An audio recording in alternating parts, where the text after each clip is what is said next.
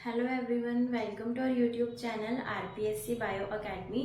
हम जो unit discuss कर रहे थे वो थी डेवलपमेंटल बायोलॉजी। और डेवलपमेंटल बायोलॉजी में हमारा जो आज का टॉपिक रहेगा वो रहेगा पार्थिनोजेनेसिस।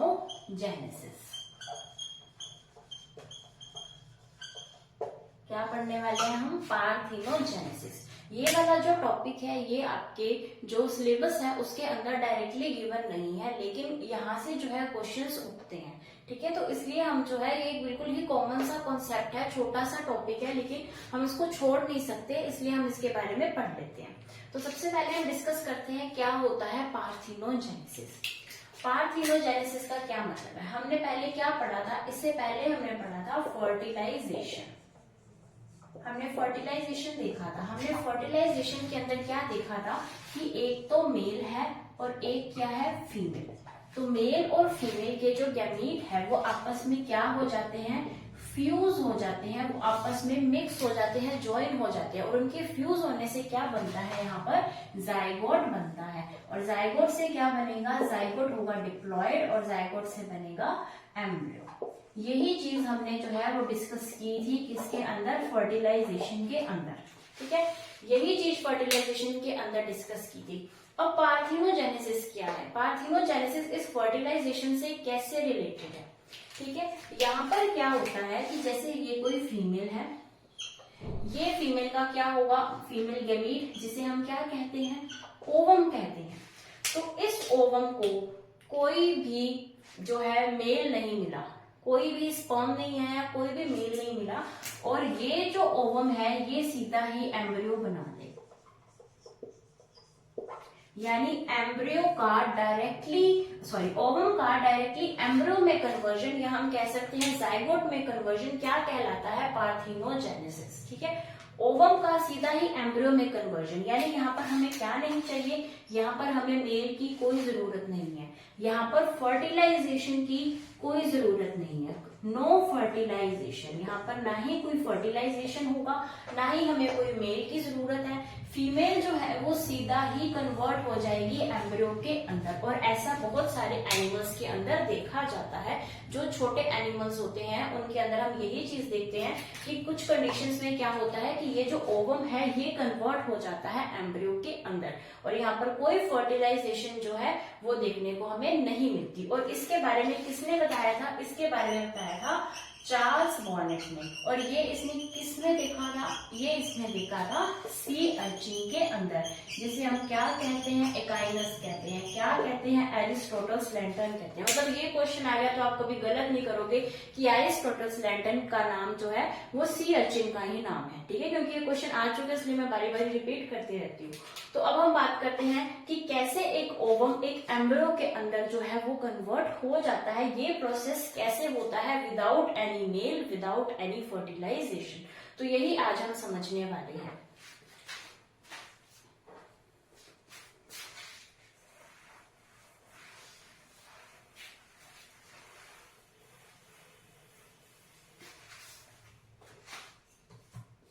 इसको समझने के लिए हम सबसे पहले एक एग्जांपल लेते हैं। लेसर्टा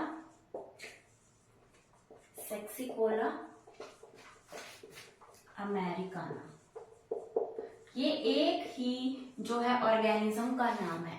ये एक ही ऑर्गेनिज्म का नाम है लेसर्टा सेक्सिकोला अमेरिकाना। ये क्या है? एक तरीके की लिजर्ड है, जिसे हम क्या कहते हैं? छिपकली। यानी एक छिपकली का नाम इतना बड़ा है ना, लेसर्टा सेक्सिकोला अमेरिकाना।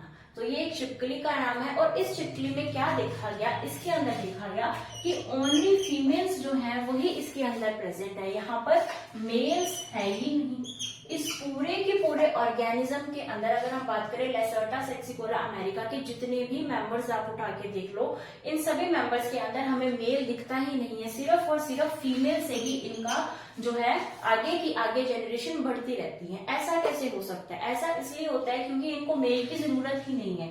ये जो फीमेल्स हैं ये फीमेल सीधा ही क्या बना लेती हैं? एम्ब्रियो। और इस एम्ब्रियो से भी क्या बनता है? सीधा ही फीमेल्स ही बनती है।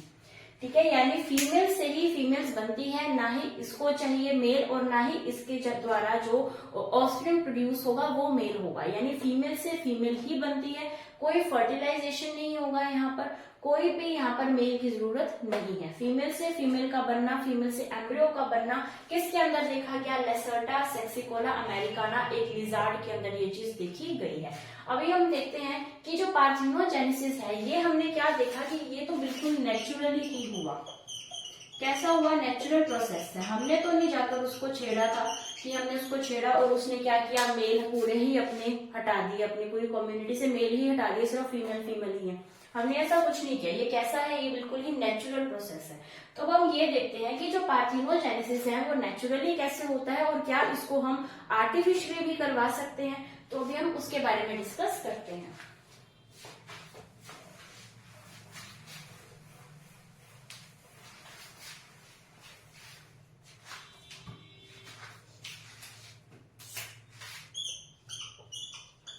नेचुरल तरीके से पार्थिनोजेनेसिस कैसे होता है,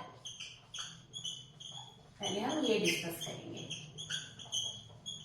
नेचुरल पार्थिनोजेनेसिस, नेचुरल पार्थिनोजेनेसिस को हम 2 पार्ट्स के अंदर डिवाइड करते हैं। फर्स्ट पार्ट है आर्हेनोटोकी एंड सेकेंड पार्ट है थैलीटोकी। आर्हेनोटोकी एंड थैलीटोकी, तो ये 2 पार्ट्स हैं किसके? नेचुरल पार्थिनोजेनेसिस से, यानी जो अपने आप हो रहा है, नेचुरल हो रहा है, हमारा कोई हाथ नहीं है, अपने आप कैसे। तो इसको हमने किस बेस के ऊपर 2 पार्ट्स के अंदर डिवाइड किया? इसको हमने ऐसे डिवाइड किया कि अगर जो फीमेल है, फीमेल कैसी हो? हैप्लॉइड हो। फीमेल का स्पर्म ओवम कैसा पढ़ा था हमने? हैप्लॉइड। तो अगर हैप्लॉइड फीमेल से ही जो एम्ब्रियो बने वो कैसा बने? हैप्लॉइड। यहाँ पर कोई फर्टिलाइजेशन नहीं होना, यहाँ पर कोई मेल नहीं है, तो जो पेरेंट होगा वैसा का वैसा ही एम्ब्रियो बनेगा, क्योंकि यहाँ पर मियोसिस नहीं होगी। मियोसिस क्यों होगी? क्यों नहीं होगी? क्योंकि यहाँ पर जो है मेल भी नहीं है, फर्टिलाइजेशन भी नहीं हुआ, तो डिप्लॉइड हुई ही नहीं, तो मियोसिस का कोई सेंस नहीं बनता। तो यहाँ पर क्या है कि जो मेल है, जो इसकी जो मदर है वो भी हैप्लॉइड है, उससे जो एम्ब्रियो बन रहा है वो भी कैसा बन रहा है? हैप्लॉइड बन रहा है। थैलीटोकी के अंदर क्या होता है कि जो पेरेंट है वो कैसा होता है? डिप्लॉइड। और डिप्लॉइड से ही जो एम्ब्रियो बन रहा है वो कैसा बन रहा है? डिप्लॉइड ही बनेगा। यानी डिप्लॉइड मदर से डिप्लॉइड एम्ब्रियो की फॉर्मेशन क्या कहलाता है? थैलीटोकी। इसका मतलब ये है कि यहाँ पर ये जो हैप्लॉइड बना था, यहाँ पर ये जो गैमेट बना था, जो ओवम बना था, यहाँ पर उसके अंदर कोई चेंज आया है, वो ओवम ही डिप्लॉइड हुआ है। तो वो ओवम कैसे डिप्लॉइड हुआ है? ऐसे कौन सी प्रोसेस है कि इसका गैमेट ही डिप्लॉइड आ गया, जिसकी वजह से क्या हुआ कि एम्ब्रियो भी डिप्लॉइड बन गया, वो भी हम डिस्कस करने वाले हैं। पहले हम ये देखते हैं कि कैसे एक हैप्लॉइड से एक हैप्लॉइड की फॉर्मेशन होती है। तो हम इसको एक एग्जांपल से समझते हैं।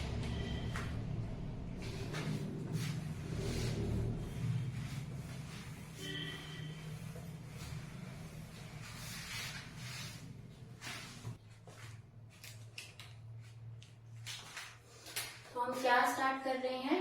आर्हेनोटोकी।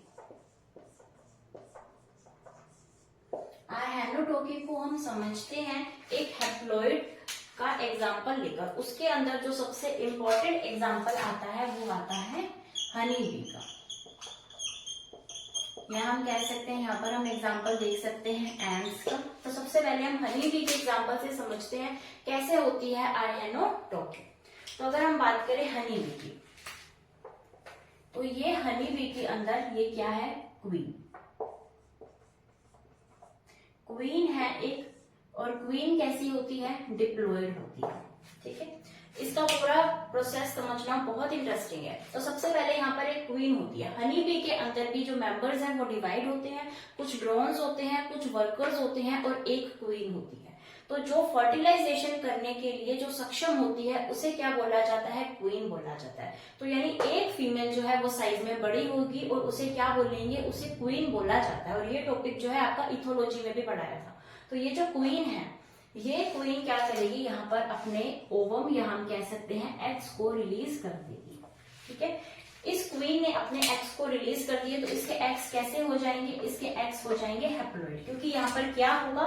यहाँ पर होगी मियोसिस, क्योंकि गैमेट्स बनने के लिए मियोसिस तो नॉर्मली होती ही है। तो मियोसिस होगी और एग्स इसके कैसे बन जाएंगे? हैप्लॉइड बन जाएंगे। यहाँ पर जो है इसका मेल आ जाएगा। तो इस मेल ने क्या करना है, इसको फर्टिलाइज करना है। हम कह सकते हैं कि इसने अपने स्पर्म रिलीज किए और स्पर्म रिलीज करने से ये जो एग्स हैं ये क्या हो गए, फर्टिलाइज हो गए। तो अब इन एग्स के फर्टिलाइज होने पर अब ये क्या बन जाएंगे, इन दोनों के फर्टिलाइजेशन से यहाँ पर क्या बन जाएगा, जायगोट बन जाएगा, जो कि कैसा हो जाएगा, डिप्लॉयड हो जाएगा। ठीक है, इन दोनों के फर्टिलाइजेशन से जायगोट बन जाएगा। अब ये जो एग्स थे, ठीक है, यहाँ पर ये जो मेल है उसने जो है एग्स को क्या कर दिया, इसको फ्यूज कर दिया, इसके साथ फर्टिलाइजेशन कर दी, जिससे क्या बन गया, जायगोट जो है वो बन गया। ठीक है, अब जो क्वीन है वो एक ही बार में सारे के सारे एग्स अपने दे देती है। तो क्वीन के पास तो बहुत सारे एग्स हैं, ये अपने पूरी लाइफ टाइम में सिर्फ एक ही बार एग्स देगी, तो उसने बहुत सारे एग्स दे दिए और जितने फर्टिलाइज होने थे उतने फर्टिलाइज हो चुके हैं। अब जो बाकी बचे हुए एग्स हैं वो एग्स क्या हो जाएंगे, डायरेक्टली कन्वर्ट हो जाएंगे ड्रोन्स के अंदर। ड्रोन्स यहाँ पर किसे बोला जाता है, मेल को।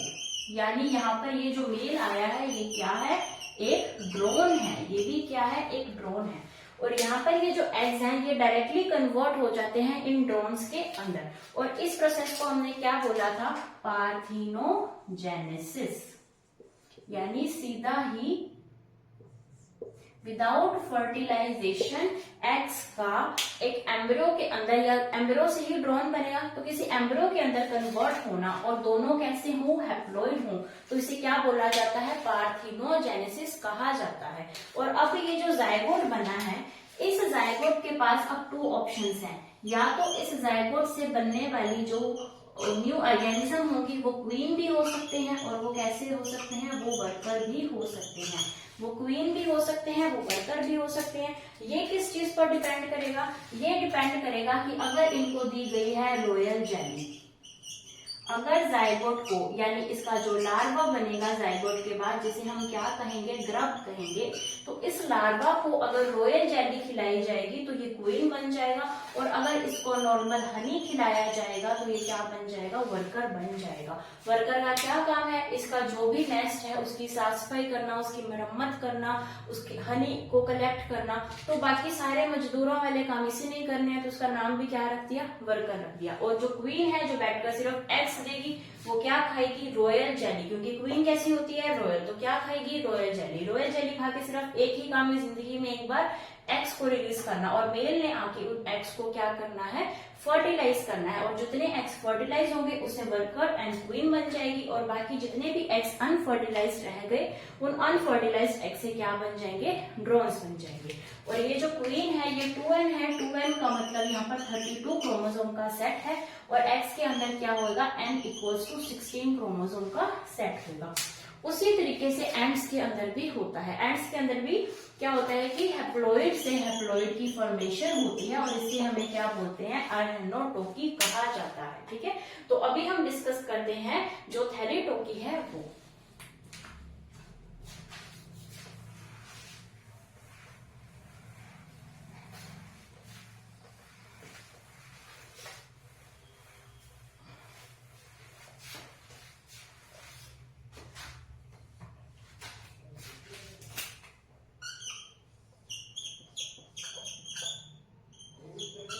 थैलीटोकी को हम डिस्कस कर रहे हैं। थैलीटोकी क्या होता है, अगर हम डिस्कस करें थैलीटोकी, तो थैलीटोकी में हमने डिस्कस किया था कि डिप्लॉइड से क्या बन रहा है, डिप्लॉइड बन रहा है।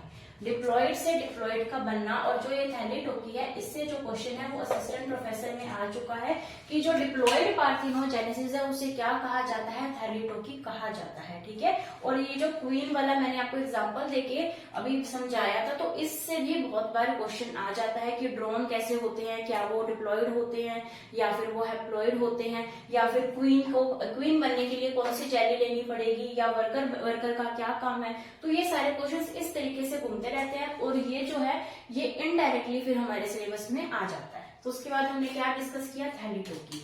यानी यहाँ पर जो फीमेल है उस फीमेल से जो गैमीट बनना है, यानी जो ओवम बनना है, ये ओवम हमें डिप्लॉइड बनाना पड़ेगा। अगर ये ओवम डिप्लॉयड बन गया तो सीधा इस ओवम से क्या बन जाएगा, एम्ब्रियो डिप्लॉयड बन जाएगा, क्योंकि फर्टिलाइजेशन भी नहीं होना और मेल की भी जरूरत नहीं है। तो फीमेल से ओवम का डिप्लॉयड कैसे बनाया जाए, तो इसको डिप्लॉयड बनाने के लिए इसके पास जो है 2 प्रोसेसेस हमें देखने को मिलते हैं। एक आता है रेस्टिट्यूशन, एक आएगा रेस्टिट्यूशन और एक आएगा ऑटो फर्टिलाइजेशन। तो ये 2 प्रोसेसेस होते हैं जिसकी वजह से क्या होगा कि ये जो गैमीट बना है, ये गैमीट जो है वो वापस वो हैप्लॉइड की जगह डिप्लॉयड बनेगा। ठीक है, तो हम डिस्कस कर रहे हैं रेस्टिट्यूशन।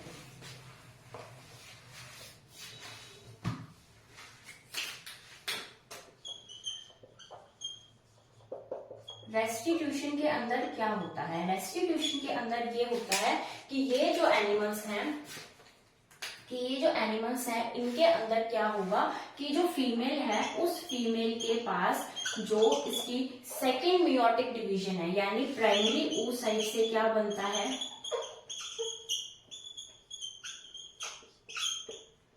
प्राइमरी oocyte से बनेगा secondary oocyte।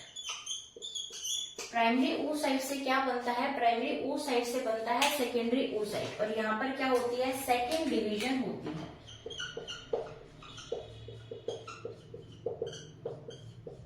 Second meiotic division होती है।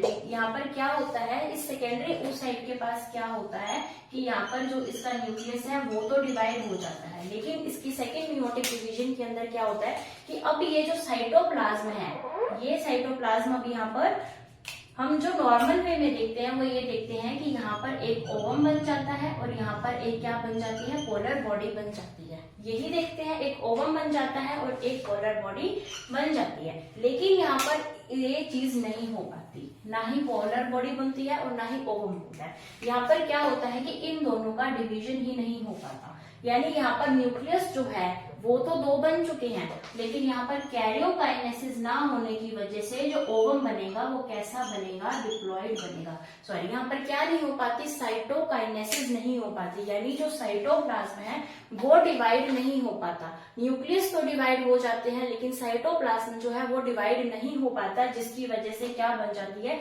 डिप्लॉयड ओवम की फॉर्मेशन हो जाती है। यानी साइटोप्लाज्म एक है, उसके अंदर न्यूक्लियस कैसे होंगे, 2, तो कैसे हो जाएगी, एक डिप्लॉयड स्ट्रक्चर हो जाएगी। और इस डिप्लॉयड स्ट्रक्चर से ही सीधा क्या बन जाएगा, इस डिप्लॉयड स्ट्रक्चर से ही सीधा बन जाएगा हमारा एम्ब्रियो। तो इसे क्या बोला जाता है, इसे बोला जाता है जो है रेस्टिट्यूशन, यानी यहाँ पर मियोटिक डिवीजन के अंदर ही जो है चेंजेस आ गए, जिसकी वजह से यहाँ पर पोलर बॉडी की फॉर्मेशन ना होकर जो है डिप्लॉयड यहाँ पर हमारे पास ओवम बन जाता है। और ये हमें कहाँ देखने को मिलता है, ये हमें देखने को मिलता है लेपिडोप्टेरन्स के अंदर।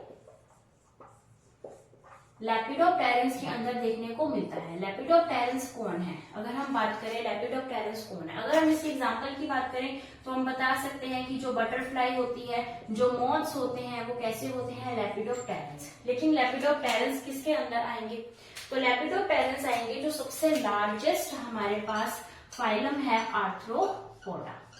तो जो आर्थ्रोपोडा फाइलम है, इस आर्थ्रोपोडा फाइलम के अंदर हमने बहुत सारी क्लासेस पढ़ी थी। उसके अंदर हमने एक क्लास पढ़ी थी इंसेक्टा, और उस इंसेक्टा क्लास के अंदर हमने 2 सब क्लासेस पढ़ी थी। एक सब क्लास का नाम पढ़ा था ए टेरिगोटा और एक सब क्लास का नाम पढ़ा था हमने टेरिगोटा।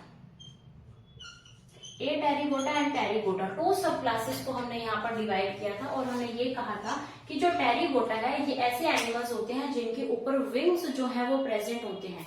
तो इनके पास उड़ने के लिए विंग्स प्रेजेंट है, उसको हमने उस सब क्लास को बोला था टेरिगोटा।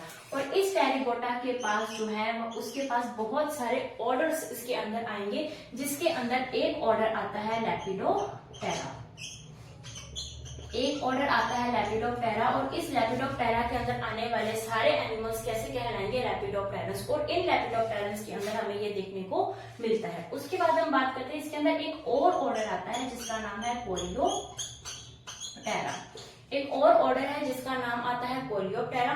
तो इस कोलियोप्टेरा को हमने यहाँ पर क्यों लिखा है, क्योंकि इस कोलियोप्टेरा जो है ये कैसा है, largest order of animal kingdom. यानी पूरे के पूरे एनिमल किंगडम के अंदर जो सबसे बड़ा ऑर्डर है, जिसके सबसे ज्यादा मेंबर्स पाए जाते हैं, वो कौन है? कोलियोप्टेरा। यानी हम ये तो कह सकते हैं सबसे बड़ा फाइलम आर्थ्रोपोडा है, लेकिन हमसे पूछा जाए सबसे बड़ा ऑर्डर कौन सा है, तो वो है कोलियोप्टेरा।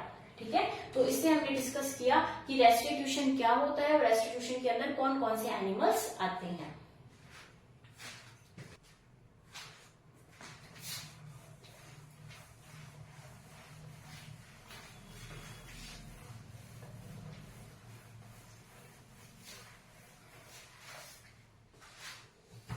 अभी हमने रेस्टिट्यूशन देखा, तो उसका जो सेकंड पार्ट था क्या था? Auto fertilisation. उसके बारे में हम डिस्कस करते हैं।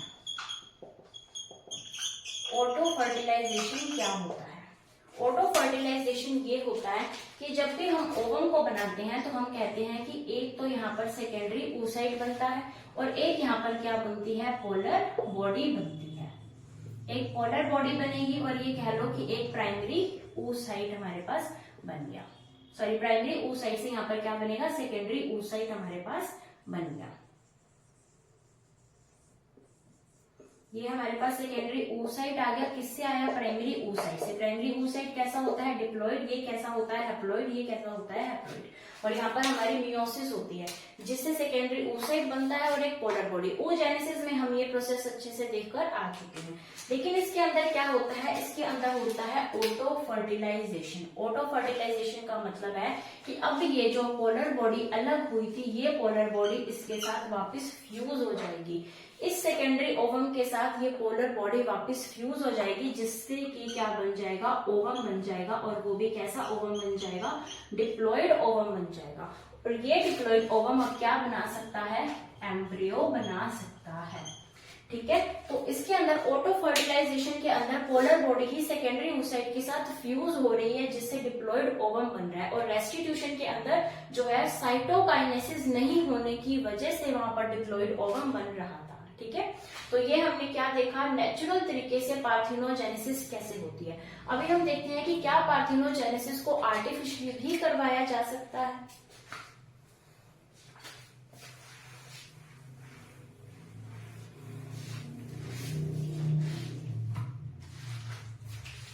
हम यहाँ पर बी पार्ट पढ़ रहे हैं, आर्टिफिशियल पार्थिनोजेनेसिस।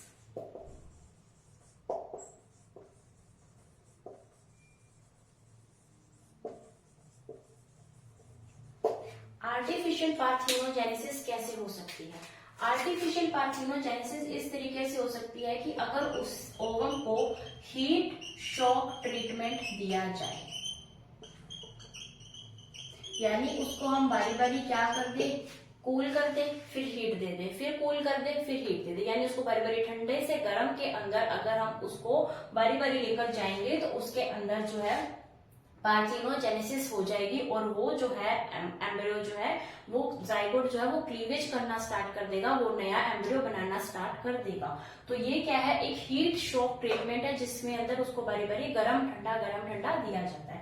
उसी तरीके से उसको इलेक्ट्रिक करंट भी दे सकते हैं।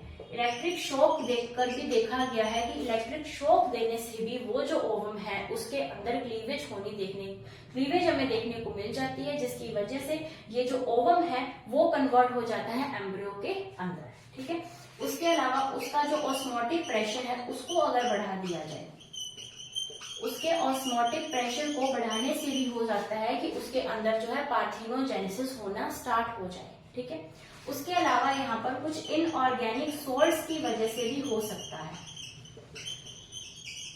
इनऑर्गेनिक सोल्ट्स जैसे सोडियम के हैं, पोटेशियम के हैं, तो इनके जो सोल्ट्स हैं, इनके सोल्ट्स की वजह से भी यहाँ पर क्लीवेज देखने को मिल जाता है, जिसकी वजह से पार्थिनोजेनेसिस हो जाती है। उसके अलावा यहाँ पर कुछ ऑर्गेनिक सॉल्वेंट्स की वजह से भी हमें पार्थिनोजेनेसिस देखने को मिल जाती है। और ये कैसे हो सकते हैं? जैसे कि टोलुइन है, जैसे कि ईथर है, जैसे कि बेंजीन है, जैसे कि क्लोरोफॉर्म है, तो इन सब ऑर्गेनिक सॉल्वेंट्स भी उसके साथ रिएक्ट करते हैं ओवम के साथ, और कुछ ओवम के अंदर क्या कर देते हैं? क्लीवेज स्टार्ट कर देते हैं, यानी एम्ब्रियो बनाना शुरू कर देते हैं। ठीक है, उसके अलावा क्या हो सकता है? उसके अलावा यहाँ पर हो सकता है कि अगर किसी नीडल को चुभा दिया जाए किसी ओवम के अंदर, नीडल से भी हो सकता है। और ये जो देखा गया है, ये देखा गया है फ्रॉग के अंदर, यानी फ्रॉग के ओवम के अंदर अगर कोई नीडल को चुभा दिया जाए तो उसके अंदर क्या हो जाएगा, क्लीवेज स्टार्ट हो जाएगा। ठीक है। उसके अलावा यहाँ पर हम देख सकते हैं कि जो यूवी रेडिएशंस होती हैं इनसे भी क्लीवेज देखने को मिल सकता है। उसके अलावा जैसे रेडियो एक्टिव एलिमेंट्स होते हैं जैसे कि रेडियम से ट्रीट करने पर भी वहां पर पार्थिनोजेनेसिस देखने को मिल सकता है। तो आर्टिफिशियली भी ये चीज करवाई जा सकती है। ये सारे एक्सपेरिमेंट्स हैं जिनको यूज किया गया था करवाने के लिए, उसमें से ये सारे मेथड्स जो हैं वो सक्सेसफुल रहे हैं। कैसे, उसको बारी बारी गरम ठंडे में रखने से, उसको इलेक्ट्रिक रूप से शॉक देने से, उसका ऑस्मोटिक प्रेशर जो है एग का वो बढ़ाने से, उसके पास इनऑर्गेनिक सॉल्ट्स उसको ट्रीट करने पे जैसे सोडियम या फिर पोटेशियम के कोई इनऑर्गेनिक सॉल्ट्स लिए, फिर ऑर्गेनिक सॉल्वेंट्स जैसे टोलुइन है, ईथर है, बेंजीन है, क्लोरोफॉर्म है, इनसे उनको ट्रीट किया।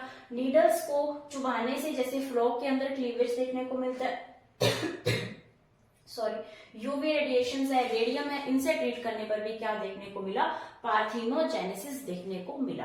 अब हम देखते हैं कि पार्थिनोजेनेसिस से जो है क्या सिग्निफिकेंस हमारा है, कि पार्थिनोजेनेसिस करने से क्या फायदा है।